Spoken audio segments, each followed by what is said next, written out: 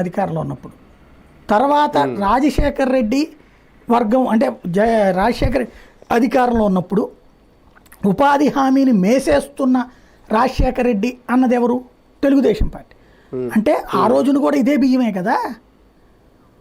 బియ్యం గొడవ ఇవాళ కొత్తది కాదు. ఇది పరిష్కరించడానికి కావాలంటే చిత్తశుద్ధి ఉండాల, సామాజిక అవగాహన ఉండాలి. అంటే ఇవాళ మనం ఇది కాక ఇంకొకటి పంట పండించడం రాని రైతు, పండని భూమి. ఇప్పుడు చిన్న ఎగ్జాంపుల్ అండి, ఎర్రచందనం మీ ఇంట్లో పెట్టుకొని పండుద్ది అని చూద్దాం, గంధం చెక్క మీ ఇంట్లో పెట్టుకొని పండుద్ది అని చూద్దాం, లేకపోతే అదేంటది దాన్ని ఏమంటారు మష్రూమ్స్ మీరు ఇంట్లో పండించేయగలుగుతారా? లేదు. దేని వాతావరణం దానికే ఉంటుంది. ఇప్పుడు గంజాయి ఆ ఏజెన్సీ ఏరియాలోనే పండుతుంది, శీలావతి గంజాయి. మణిపూర్ ఏరియాలో ఒక రకమైన డ్రగ్స్ మొక్కలు పండుతాయి.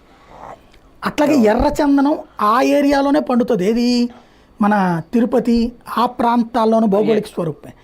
అట్లాగే ఇలాంటి బియ్యం కొన్ని ఏరియాలోనే పండుతాయి, అక్కడ ఇంకో బియ్యం పండదు. అక్కడికి సన్న బియ్యం వేసిన పండదు వాళ్ళకి. మరి వాళ్ళు ఏం చేయాలి? మానేసి కూర్చోవాలా? వాళ్ళ బ్రతుకులేంటి? కాబట్టి వాళ్ళు పండిస్తారు. పండించిన తర్వాత దాన్ని అట్టాగే వదిలేస్తే వాడు పండించి ఏం చేయాలా? రైతు ఆత్మహత్యలు చేసుకోవాలి. కాబట్టి ప్రభుత్వం కొంటుంది.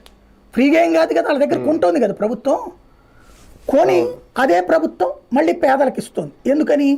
అసలు తిండి లేనటువంటి వాడికి. ఒకప్పుడు ఇదే తినేవాళ్ళం మనందరం. తర్వాత మనలో కొంచెం సౌకుమార్యం పెరిగాక సన్నబియ్యం అరుగుతున్నాయి కానీ ఎరగట్లేదు, మనకి కడుపు నొప్పి వస్తున్నాయి. యాక్చువల్గా ఒకప్పుడు మా చిన్నప్పుడు అయితే రేషన్ బియ్యమే మెయిన్ బియ్యం, దాంతోనే ఆరోగ్యం కూడా. అవి వదిలేసి సన్న బియ్యం పెట్టినప్పటి నుంచి తినడం మానేసి దీంట్లో నుంచి తీసిన తౌడుతో తయారు చేసేటటువంటి దాన్ని ఏమంటారు గంజితో తయారు చేసినటువంటి అప్పట్లో గంజి వారబోసేవాళ్ళం. గంజి వారబోసి అన్నం వండేవాళ్ళు. ఇప్పుడు ఆ గంజిని తీసుకొచ్చి సూప్ అనే పేరుతో మనకి స్టార్ హోటళ్లలో తింటా ఉంటాం అనమాట. అవునవును. కానీ ఒకటిసారి ఇక్కడ ఈ బియ్యం తరలింపులో దీన్ని అక్రమ రవాణా అని తేల్చేసినట్టేనా? నిజంగా అది అక్రమ రవాణా అనుకుంటే రేపటి నుంచి కంప్లీట్గా ఇంకా విదేశాలకి మన రేషన్ బియ్యం సరఫరా అవ్వకుండా ఆపేయాలా? ఇద్దరు కూర్చొని ఆ పని అన్న చేస్తారు. ఒకటండి, మనం ఒక ఉద్యమకారుడుగా మాట్లాడేటప్పుడు ఒక రకం ఉంటుంది. ఇప్పుడు నేనే ఉన్నాను, కాలేజీ దశలో నాలో కొన్ని ఆవేశాలు ఉంటాయి. అదేంటి ఇదేంటి అన్నటువంటి కసిరేగిపోయేది చాలా అంశాల మీద. కాలక్రమంలో ఇప్పుడు రిజర్వేషన్ లాంటి వాటి మీద ఆ రోజులో కోపం ఉండేది నాకు. ఎందుకని? మనకు అవకాశాలు పోతున్నాయి అని. కానీ క్రమంగా కొన్నాళ్ళు పోయాక నేను ఎదుగుతూ ఉన్నప్పుడు, నేను ఉద్యోగం చేస్తూ ఉండగా సమాజాన్ని చూసినప్పుడు పాపం అసలు వాళ్ళ జీవితాలు ఏంటి, వాళ్ళ జీవితాల్లో ఇన్నేళ్లకు కూడా వివక్ష ఎదుర్కొంటున్నారే, వాళ్ళకి రిజర్వేషన్ లేకపోతే అసలు ఎట్ట బతుకుతారు అనే ఆలోచన పెరిగింది.